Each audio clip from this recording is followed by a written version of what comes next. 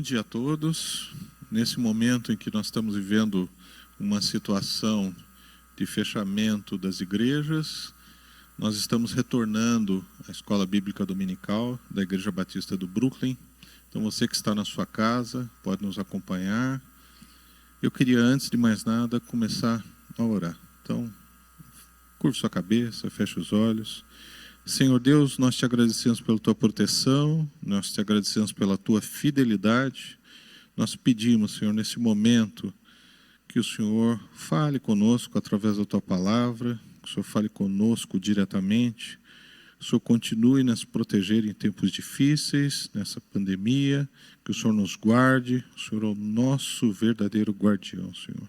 Pedimos tudo isso em nome de Jesus. Amém, Senhor. Nós vamos dar continuidade a um tema que nós estávamos iniciando na escola bíblica presencial, que é um tema que assusta a maioria das pessoas, que é quando a gente fala de trindade.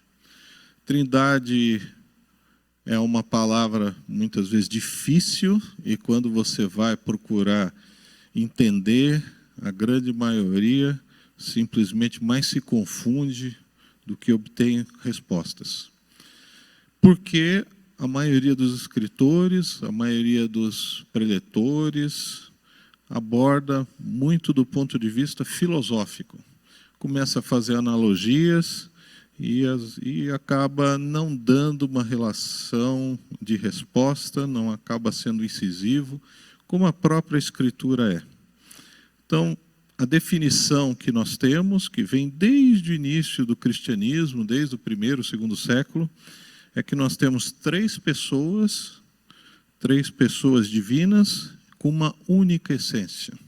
Isso para nós é absolutamente impossível de compreender, impossível de solucionar, mas trabalha com uma pergunta.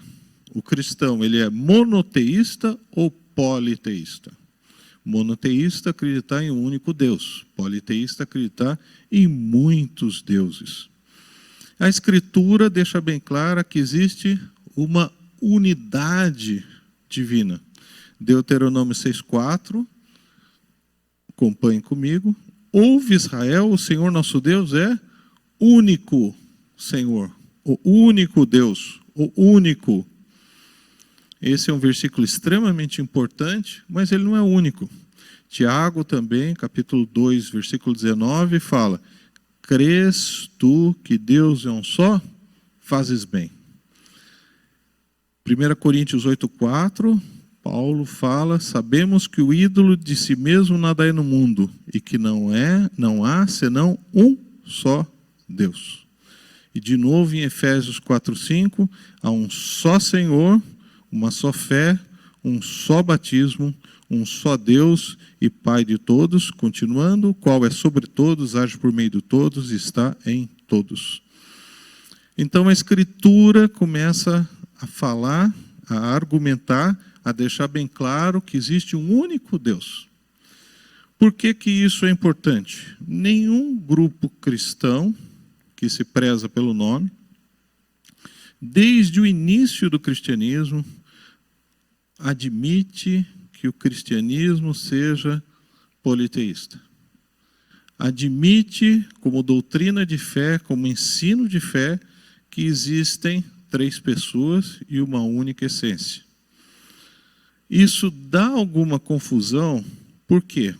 Centraliza principalmente que alguns grupos que tiveram origem no cristianismo, como Testemunha de Jeová, não aceitam a divindade de Jesus. E é interessante que a gente aprende muito quando a gente é questionado sobre os ensinos da Escritura, sobre os ensinos da Bíblia. E alguns outros grupos, infelizmente, acreditam que Jesus nasceu homem e se tornou Deus. E a gente vai trabalhar basicamente na abordagem da Trindade sobre a divindade de Jesus. Testemunha de Jeová, como curiosidade, eles acreditam que existe um único Deus, e eles chamam de Jeová, que Jesus é profeta, ou Messias, ou Salvador, mas que não é Deus, que ele não tem nada de sobrenatural. Todo mundo se foca mais no problema da transfusão de sangue, de Atos 15, 29, que eles interpretam erroneamente, colocando que a abstenção do sangue, que está lá bem especificado, significa abstenção de transfusão de sangue. Isso não tem nenhum sentido.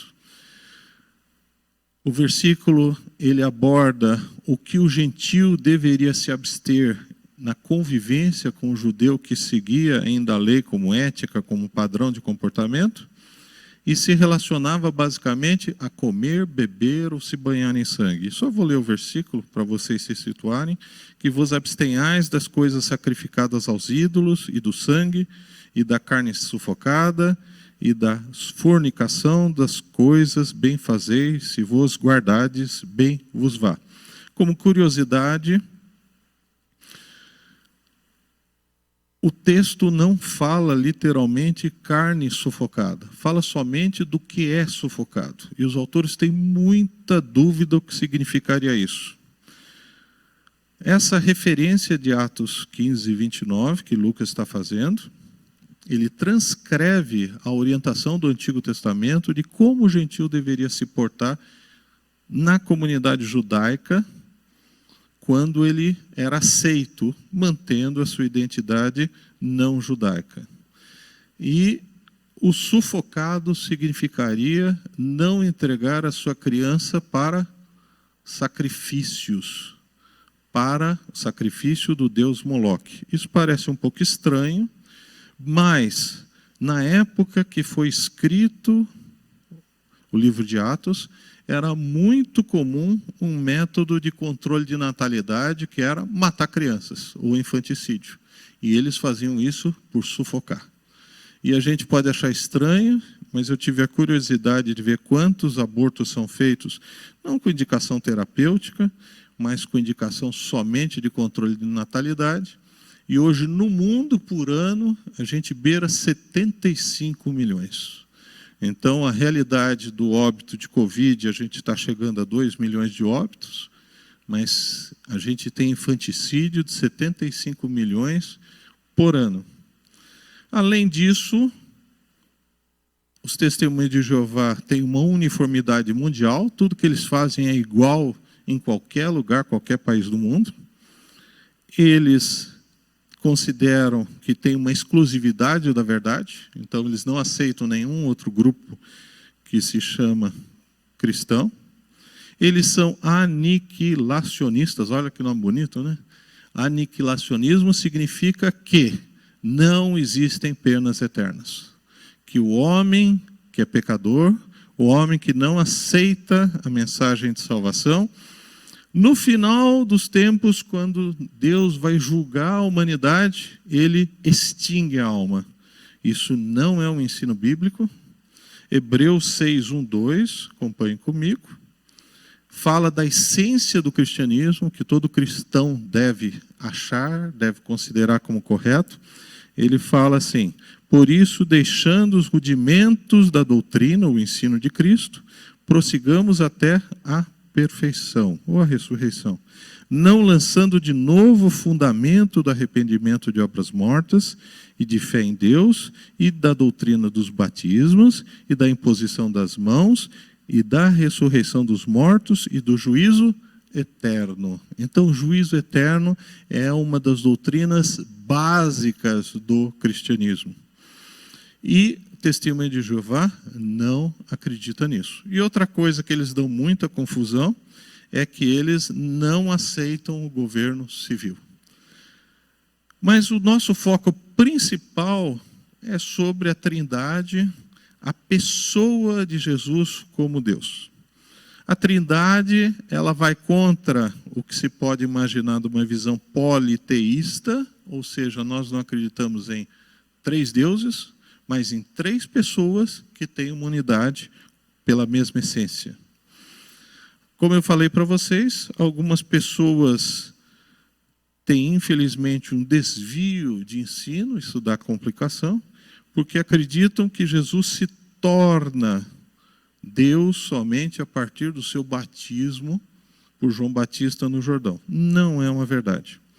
A Trindade é uma doutrina basicamente do Novo Testamento, ela não é do Antigo Testamento, ela não tem um desenvolvimento no Antigo Testamento.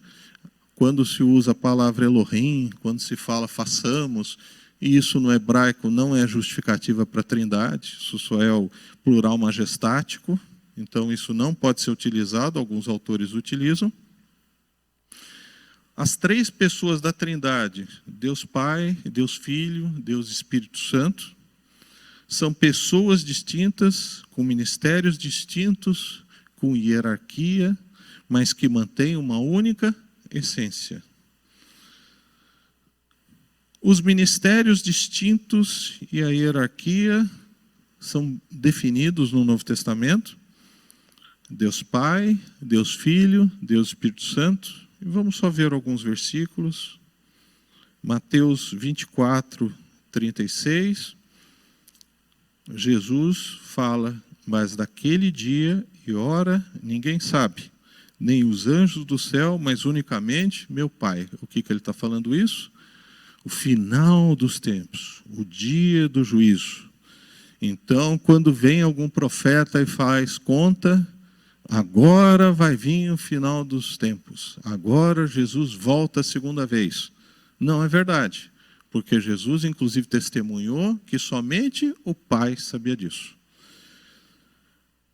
Lucas 22, 42, Jesus, no momento anterior à sua crucificação, ele fala, dizendo, Pai, se queres, passa de mim este cálice. Todavia, não se faça a minha vontade, mas a tua. A ideia de hierarquia, ministérios diferentes, de uma maneira bem simples e somente com textos bíblicos para você identificar que a Trindade é um ensino que você tem que entender e acompanhar. E por fim, João 16:8 fala do ministério do Espírito Santo, do sopro que vem da parte de Deus, João 16:8. Quando ele vier, convencerá o mundo do pecado, e da justiça e do juízo. Então são três pessoas distintas, três ministérios, muitas vezes distintos, mas que têm a mesma essência e têm uma hierarquia.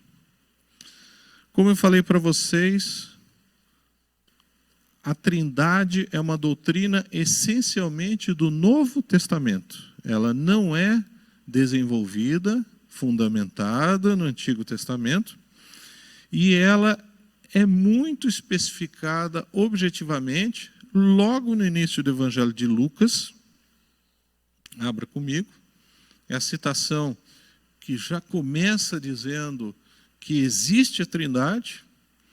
Lucas 3:22, quando Jesus se batiza como forma, como ritual, que tem que convencer João Batista, porque João Batista fala, eu não preciso submeter o Messias ao batismo de arrependimento, porque ele não tem pecado, e Jesus batiza somente como testemunho para todo Israel. E Lucas, o evangelista, ele deixa na história da humanidade, guiada pelo Espírito Santo, em 3:22, ele diz assim, e o Espírito Santo desceu sobre ele, não é a ideia que ele entra dentro dele, mas fica sobre, acima, em forma corpórea, algo visível, como uma pomba, também não quer dizer que era uma pomba, e ouviu-se uma voz do céu que dizia, tu és o meu filho amado, em ti me alegro ou me comprazo. A interpretação que se dá para esse texto é a comunhão da Trindade. A Trindade se unindo para o ministério pleno, completo de Jesus. Jesus já era Deus. Jesus foi concebido como Deus. Não é que Jesus tenha se tornado Deus. A gente tem a referência de que o Messias seria aquele Emanuel, que seria Deus. Em Isaías 7,14, Isaías, também chamado o quinto evangelho, diz, portanto, o mesmo Senhor vos dará um sinal, eis que a virgem conceberá e dará à luz um filho, e o chamará o seu nome Emanuel, que significa Deus conosco. Um problema que a gente tem, que os judeus consideram que esse texto não poderia ser traduzido assim, para nós não muda nada, até ajuda. Eles colocam que a palavra virgem não deveria ser traduzida assim, deveria ser traduzido por adolescente.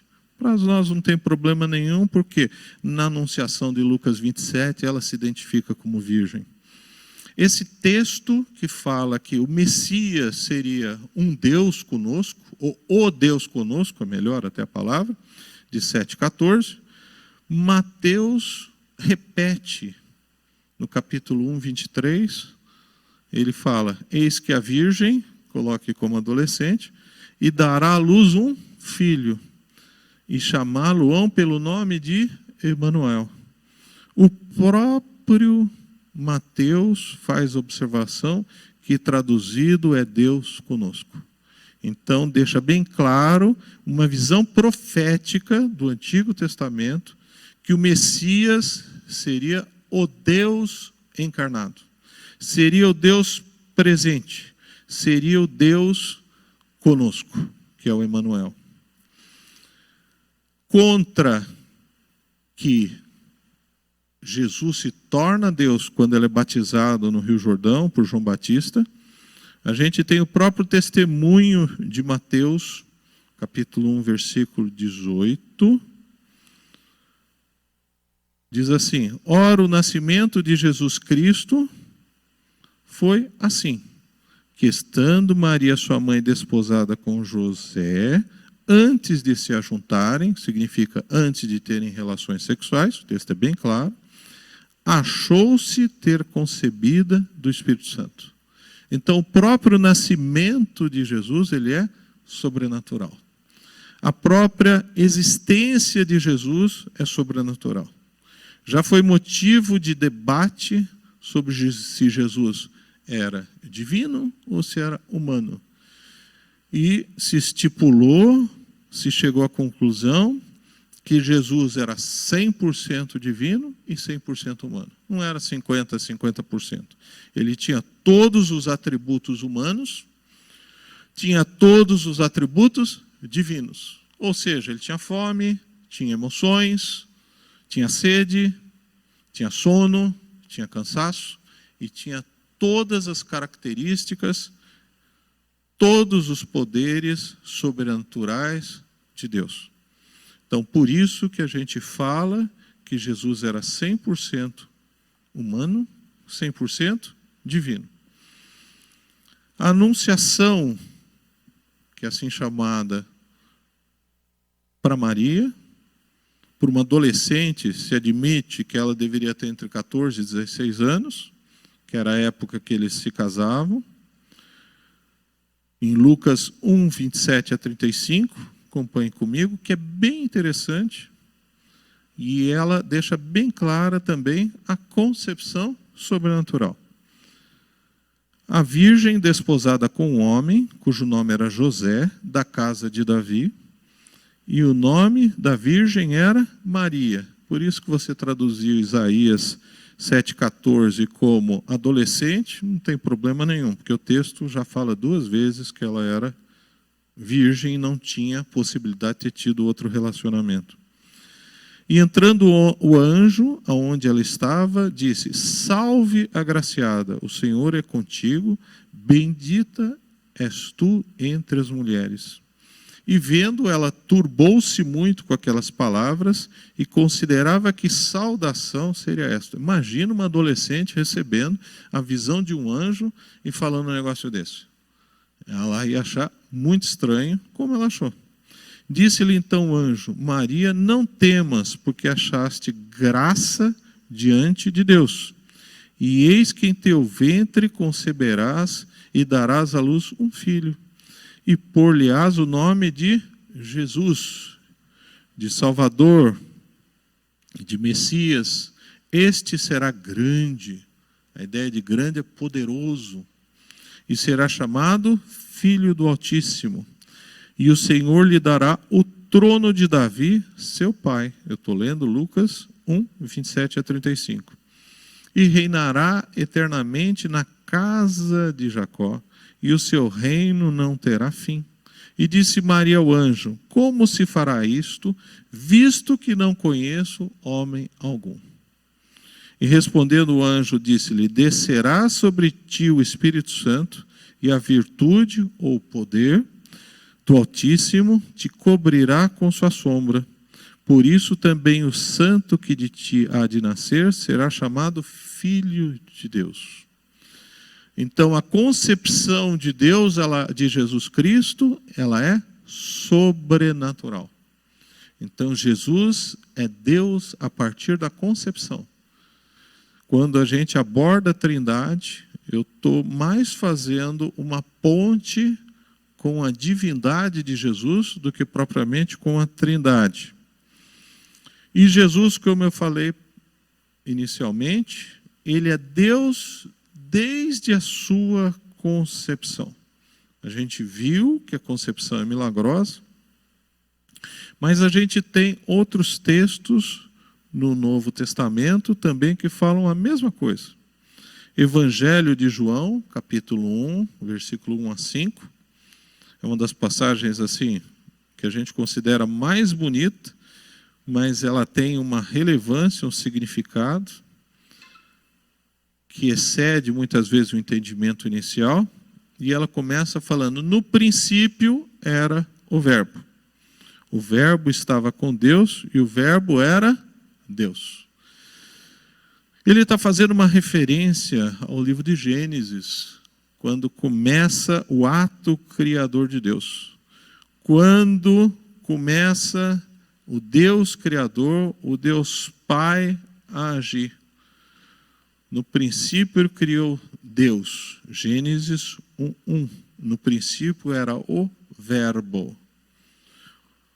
O nome de Deus no Antigo Testamento é escrito ou revelado de diversas maneiras. Deus se revela mediante diversos nomes. E o nome mais completo de Deus, o nome mais complexo de Deus é o verbo ser, que é o verbo Jeová. Por isso que João está começando a falar que no princípio era o Verbo. O Verbo, aquele que cria, aquele que faz o que bem entender. Diferente de outros deuses que eram substantivos ou adjetivos, o Deus da Bíblia, o Deus da história, o Deus da criação, não é um adjetivo. Ele é representado na sua perfeição, no seu conhecimento máximo, como Verbo. Esse Verbo é o que se encarna. Esse Verbo é aquele que toma uma forma humana.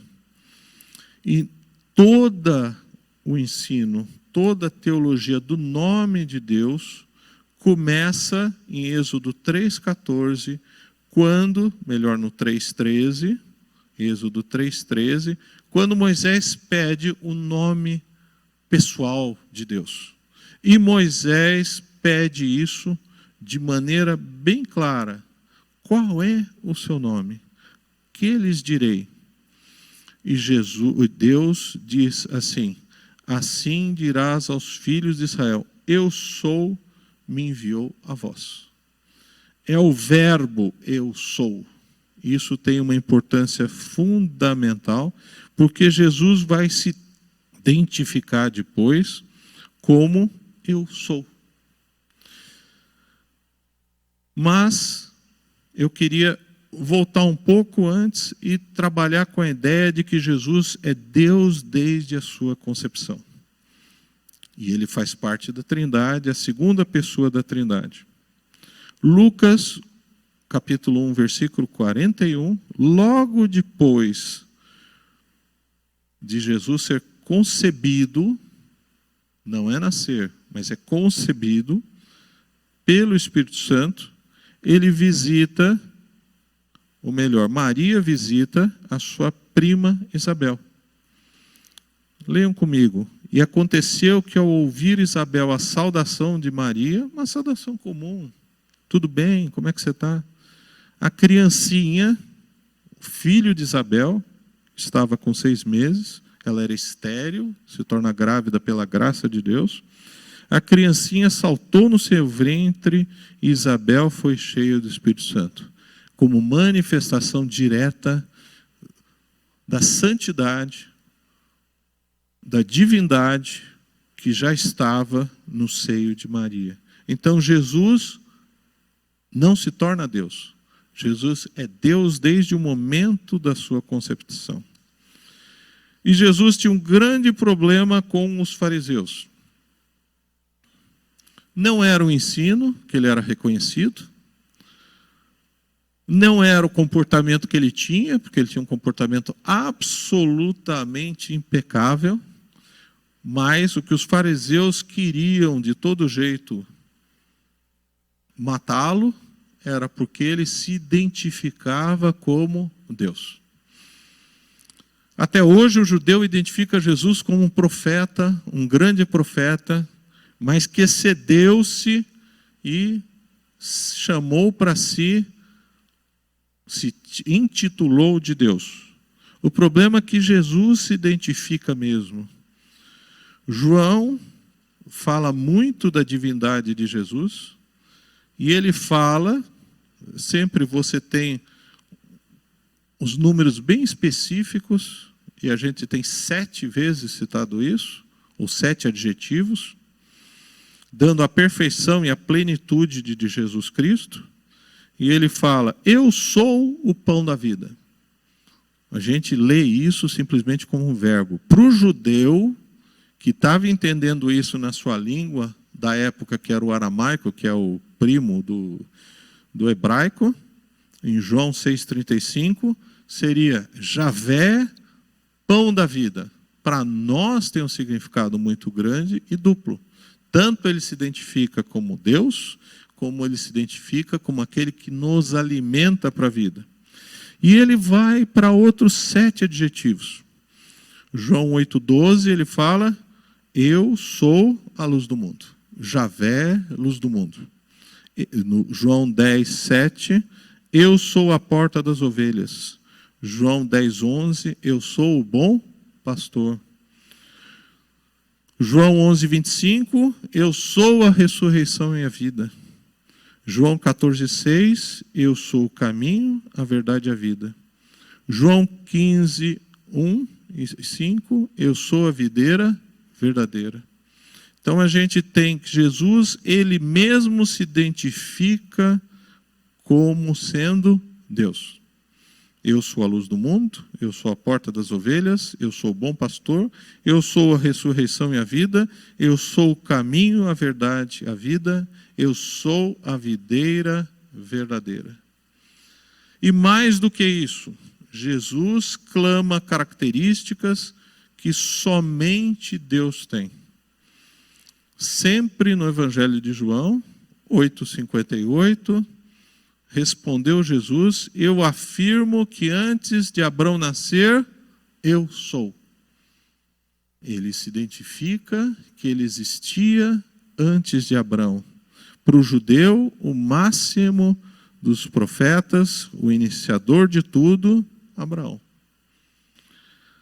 E mais ainda, ele endossa a Trindade, em João 10,30, eu e o Pai somos um, a unidade. Como eu falei para vocês, a Trindade é uma doutrina, é um ensino do Novo Testamento, define muito bem que nós somos monoteístas, reforça muito a divindade de Jesus, mas se você perguntar como 3 pessoas podem ser uma só, não existe isso. A gente não tem lógica, a gente aceita isso pela fé e pela harmonização dos textos bíblicos. Colossenses 2,9, Paulo fala, porquanto nele, ele está falando de Jesus Cristo, habita corporalmente toda a plenitude da divindade. Então Jesus é Deus. Jesus e Deus Pai são uma única pessoa a partir da essência. Ou melhor, não é uma única pessoa, são pessoas distintas com a mesma essência. Essa é a definição que a gente dá. E João 20, 28, respondeu-lhe Tomé, Senhor meu e Deus meu. Então não existe dúvida no Novo Testamento sobre a divindade de Jesus. O único grupo que tem origem, mas abandonou o cristianismo, que não aceita a doutrina da Trindade, como eu falei para vocês, são Testemunhas de Jeová. E eles usam uma Bíblia própria. Quem conhece Testemunhas de Jeová sabe que eles usam uma Bíblia que chama Mundo Novo, que não é bem uma tradução.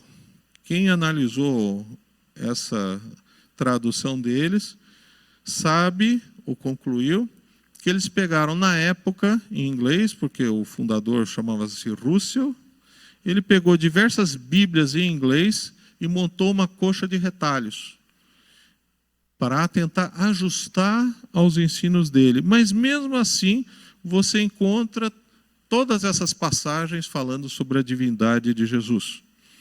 E hoje, no momento que a gente vive uma grande crise de fé, de ensino, de doutrina, eu vou ser bem sincero, nós temos versões bíblicas que muitas vezes conseguem ser piores do que a Mundo Novo. Mas quem tiver curiosidade pode ler. É uma versão difícil de ler, porque como ela é toda fragmentada, ela não tem muito estilo, mas ela fala da divindade de Jesus. E eles alteram algumas palavras para dar a ideia de que só existe um único Deus, Jeová. Hoje nós temos, inclusive, se alguém tiver curiosidade, a Bíblia do politicamente correto. Quem não sabe, a Bíblia, a mensagem, que tirou uma série de palavras para se adaptar ao movimento atual do politicamente correto. Eu queria terminar para vocês que a doutrina cristã da Trindade, ela afirma e confirma a divindade de Jesus. E, ao mesmo tempo, que nós somos monoteístas. Ela harmoniza as Escrituras sobre Deus Pai, Jesus Cristo, o Filho, e o Espírito de Deus. Como eu falei para vocês, ela começa no Evangelho de Mateus, ela começa no batismo de Jesus Cristo, ela começa quando Jesus Cristo vai iniciar o seu ministério, vai iniciar o ministério com a comunhão de Deus Pai, de Deus Filho e do Espírito Santo.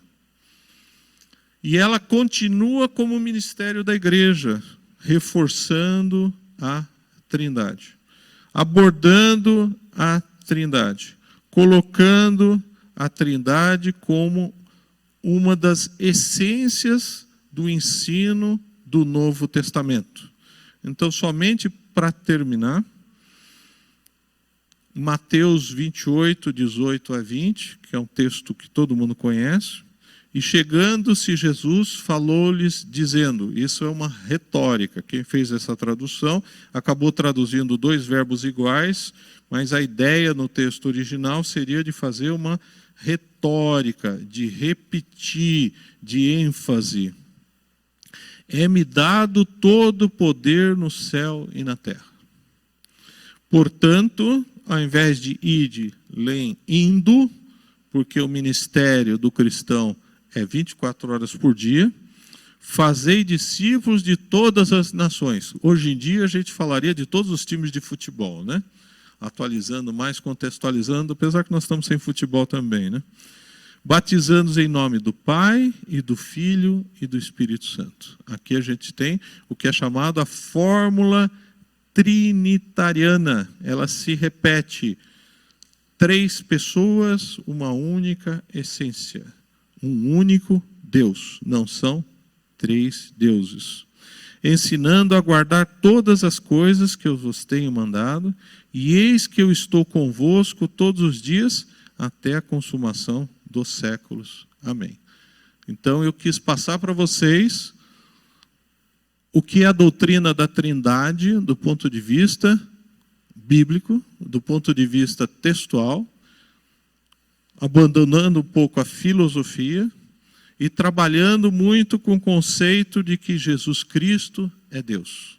Os teólogos chamam isso de cristologia consistente, ou uma cristologia sólida, aquela que aborda a divindade de Jesus, que muitas vezes a gente acaba esquecendo. Tenha uma boa semana, que Deus continue a proteger todos e até a próxima mensagem.